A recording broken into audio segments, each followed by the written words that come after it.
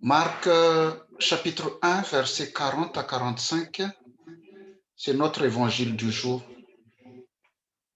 Notre évangile du jour raconte la guérison d'un lépreux par Jésus. Nous savons tous que la lèpre est une maladie très contagieuse et les personnes atteintes de cette maladie sont marginalisées et mises à l'isolement.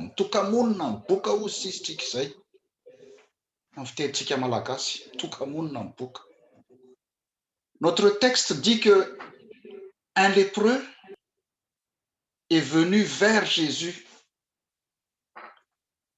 et se mettant à genoux, il le supplie en disant, si tu le veux, tu peux me rendre pur.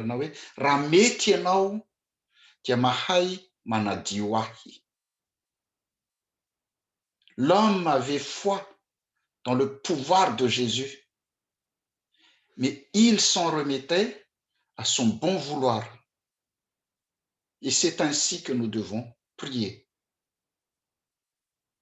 C'est un exemple de prière pour nous aussi. Avec une foi inébranlable, plein de respect et surtout avec le désir de nous conformer à sa volonté. Ny sitrapony Jesosy Kristy no tokony ho tanteraka antsika, fa tsy ny atsika no tokony ho ataony. Pour bien comprendre ou pour mieux comprendre la vie sociale d'un lépreux ou la vie sociale de ce lépreux qui est raconté dans ce texte, le Lévitique 13, 45-46 que nous avons lu tout à l'heure, nous allons le relire ensemble. Il dit, le lépreux atteint de la plaie portera ses vêtements déchirés et aura la tête nue. Il se couvrira la barbe et criera impur, impur. Aussi longtemps qu'il aura la plaie, il sera impur. Il habitera seul. Sa demeure sera hors du camp. Ary am'izay efa boka mihitsy dia lamba tritra no fitafiny ary irakaraka ny volony dia isarim-bava izy sady antsoantso hoe maloto hoe amin'ny andro rehetra izay arariny amin'izany aretina izany. Dia aloto izy, eny maloto izy dia hitoetra mitokana ka eny ivelan'ny toby no hitoerany. Zany hoe mampiseho tokoa zany hoe sarotra, zavatsarotra no iainany boka tamin'izany fotoana izany.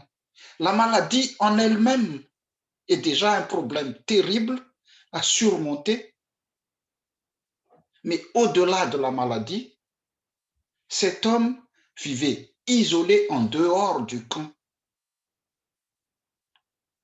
Et ceci montre que malheureusement, la société accable toujours ceux qui sont déjà accablés.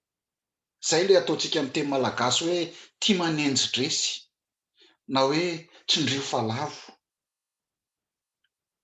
Heureusement, notre Seigneur Jésus-Christ n'est pas comme cela. En voyant ce lépreux, Jésus a été ému de compassion et il étendit la main. Zany hoe onena azy izy ka nanindrotra ny tanany. En réponse à l'humble prière de la foi de cet homme, Dieu lui-même étend la main. Et encore mieux, il le toucha. Nanendry azy izy ozy izy ny teny teo. Sous la loi, raha araka ny lalàna tamin'izany fotoana izany, sous la loi, une personne qui touchait un lépreux devenait rituellement impure. De plus, elle s'exposait au danger de contracter la maladie. Et si on analyse bien ce texte, on aperçoit qu'il y a deux transgressions de la loi. il y avait deux transgressions de la loi de l'époque qui s'est passée ici. D'abord, le lépreux, qui ne devait même pas s'approcher de Jésus. En faisant cela, il a transgressé la loi. Et Jésus aussi ne devait pas le toucher, car en le touchant, Jésus a transgressé la loi aussi. Il devient impur au regard des règles religieuses. Azony Jesosy natao tsara anie. Nanasitrana an'ilay boka tamin'ny alalan'ny teniny. Il a fait des guérisons juste par la parole. Jésus aurait pu guérir le lépreux par sa seule parole, mais il a pris très à cœur la misère de cet homme. En le touchant, il a pris sur lui son exclusion. Jésus a triomphé des ravages du péché sans jamais être lui-même contaminé. Tsy haiko anareo ry havana fa raha izaho manokana dia tena mampahery ahy izao fihetsika nataon'i Jesosy izao. Jesosy dia tsy mijery ny fahalotoanao izy, tsy mijery ny fahantrahanao izy, fa manindritra ny tanany ary manendra sy mikasika anao. Et vu que sa main est tellement puissante, le fait qu'il me touche, le fait qu'il nous touche, ne peut que nous apporter la joie, la paix, l'amour, la guérison et plein d'autres bénédictions. Quand Jésus dit « je le veux », il nous montre qu'il est plus désireux de nous guérir que nous d'être guéris.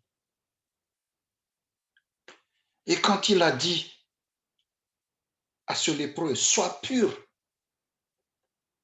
en un clin d'œil, la peau du lépreux devint lisse et propre.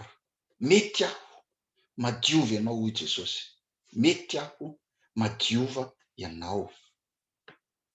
Jésus est venu purifier les impurs que nous sommes. Ici, on parle de la lèpre, qui est une impureté visible de l'extérieur.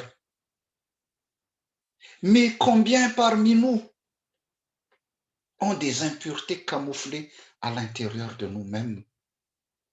Combien parmi nous? Je pense que nous tous, on avait des impuretés camouflées à l'intérieur de nous-mêmes. Tsy ny abokana hita maso eo amintsika ihany no dioviny tompo ry havana, fa izay fahalotoana rehetra miafina any anatintsika any. Miafina any anatintsika tsirairay avy any. Misy olona anie madio be izy etỳ ivelany, fa ny ao anatiny ao efa boka tanteraka. Izay le misy fiteny malagasy zay moa hoe madio ivelany ohatran'ny fasana ozy antsika malagasy rehefa miteny madio ivelany ohatran'ny fasana. Zany hoe jereo anie ny fasana cimetière, surtout aty andafy aty, madio be sy voakarakara tsara ny etỳ ivelany, fa ny ao anatiny ao kosa zavatra efa lo tanteraka. Habituellement, c'est l'impureté qui contamine le pur. Mais dans le cas de Jésus, c'est l'inverse. Ny fitenitsika malagasy dia manao hoe ny fandio ray siny tsy mahaleo ny fandoto iray sotrokely. Tenitsika malagasy zany. Fa eo am' Jesosy kosa dia mifanohatra amin'izay ny zava-misy. La pureté de Jésus est plus forte que celle de la maladie et du péché.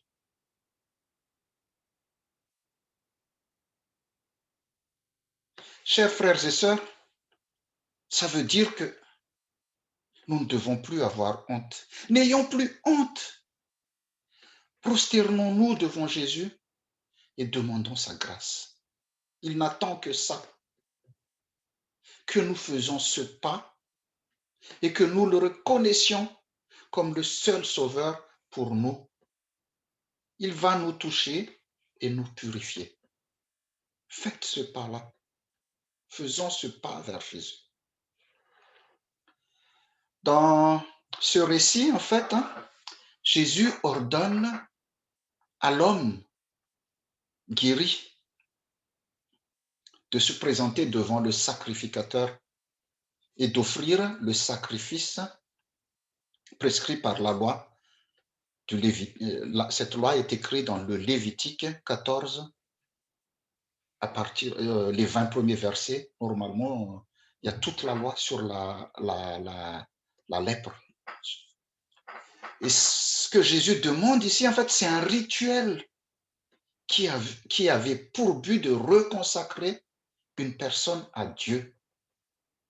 Ce rituel qui consiste à se présenter devant le sacrificateur. À l'époque, un lépreux vivait à l'écart, non seulement de la société, mais aussi de toute vie religieuse.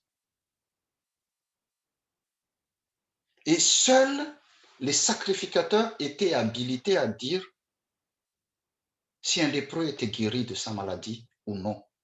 C'est le sacrificateur qui constate la guérison. Donc, par ce rituel, la personne guérie reprenait totalement sa place dans la société et dans la vie religieuse.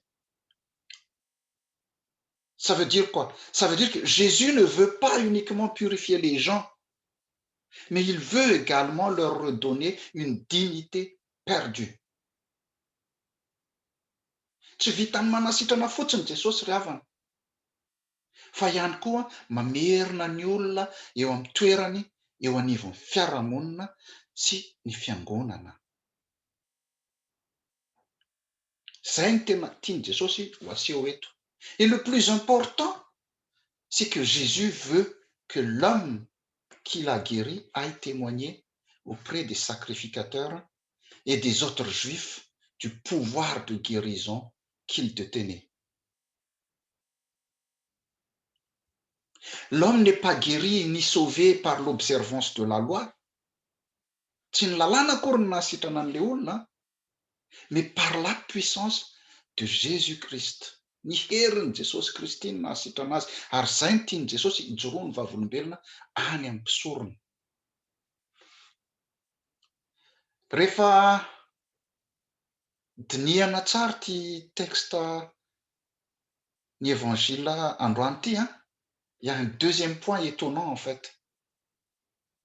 C'est le verset 43 et 44. Ces deux versets disent, s'irritant contre lui, Jésus le renvoya aussitôt. Il lui dit, garde-toi de rien dire à personne. Ary namepetra azy mafy Jesosy. Dia nampandeha azy niaraka tamin'izay ka nataony hoe tandremo tsara mba tsy ho lazainao na amin'iza na amin'iza. Étonnant oui, satria même dans certains manuscrits, le verset 41 disent que Jésus se met à s'irriter contre le lépreux. À la place au lieu de dire Jésus est pris de pitié. Satria mantsy ny any amin'ny dika teny malagasy izy dia hoe onena azy Jesosy. Ilay teny malagasy hoe namepetra azy mafy, somary vague ihany raha ny traduction avy amin'ny teny fototra grika kosa nefa no jerena dia midika hoe parler avec dureté na hoe s'irriter. Les questions qui se posent ici sont donc pourquoi Jésus s'est irrité contre le lépreux? Pourquoi le renvoie-t-il aussitôt? Est-il en colère contre la maladie ou le système religieux qui exclut les lépreux? On peut émettre beaucoup d'hypothèses sur ce point, mais la plus probable est que Jésus ne veut pas être considéré que comme un simple faiseur de miracles. Jésus est plus qu'un faiseur de miracles. Il est le Fils de Dieu et il sait que le lépreux, une fois guéri, ne va pas faire ce qu'il lui recommande. D'ailleurs, le texte nous montre bien qu'il raconta partout ce qui lui était arrivé. Hein. Jésus savait pertinemment que ce dernier ne deviendra pas son disciple, malgré le miracle qu'il a vécu. Il est retourné dans son monde et du coup, il fut devenu un obstacle à l'œuvre du Seigneur. Et en verset 45, dia milaza an'izany ka dia tsy nahazo miditra niariary tao an-tanàna intsony Jesosy fa nitoetra tany ivelany tany an-tany foana. Parce que l'homme n'a pas fait ce que Jésus a fait, Jésus ne pouvait plus entrer dans la ville. Jésus ne refuse pas de faire un miracle, mais ce n'est pas le miracle qui est essentiel, chers frères et sœurs, c'est sa prédication. Betsaka mantsy ny finoana miorina amin'ny miracle hoe miracle re dia miracle re, rally dia miracle re. Ny finoana, ny important dia ny prédication, ny filazantsara ny Jesosy Kristy. Ici, il ne pouvait plus prêcher et entrer dans la ville. Il se tenait en dehors dans les lieux déserts. La place, ce lieu des déserts, le lieu désert, c'est la place qu'occupait le lépreux avant sa purification. Miverina amin'ny fampianarana natao tamin'ny cellule de prière ihany zany hoe on voit clairement ici, on voit clairement que l'incapacité de tenir la langue et la désobéissance font obstacle à l'œuvre de Jésus. Et du coup, nous privons beaucoup de gens de leur miracle, de leur guérison et de leur salut et de leur bonne nouvelle. Chers frères et sœurs, avant d'agir, posons-nous à chaque fois la question, est-ce que ce que je vais dire ou ce que je vais faire contribue à la gloire de Dieu? Et est-ce que ceci ne nuit pas à l'œuvre de Dieu? Manome voninahitra an'Andriamanitra ary mahasoa ny hafa sy mampandroso ny fiangonana ve ny zavatra ataonao sy lazainy ny vavanao?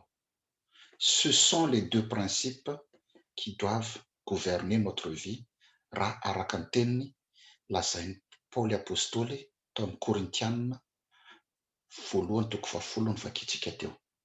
Que la grâce de notre Seigneur Jésus-Christ, l'amour de Dieu le Père et la communion du Saint-Esprit soient avec vous tous. Amen.